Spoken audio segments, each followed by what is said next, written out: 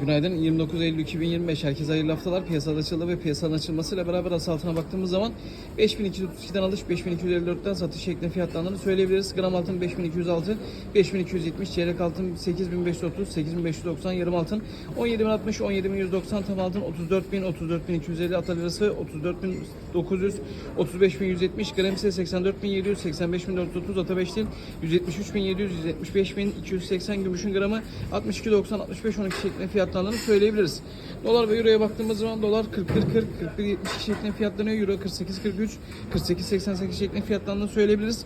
Ons altına baktığımız zaman 3800 sınırını geçtiğini, 3816'ya geldiğini söylemekte fayda var. 22 ayar 4758 alış, 4970 satış şeklinde fiyatlanırken 14 ayar 2870, 3915 şeklinde göze çarptığını söyleyebiliriz. Borsamız 11.112 ile açılış yaptığını, Bitcoin ise son olarak 111.700'den fiyatlandığını sizlere iletebilirim.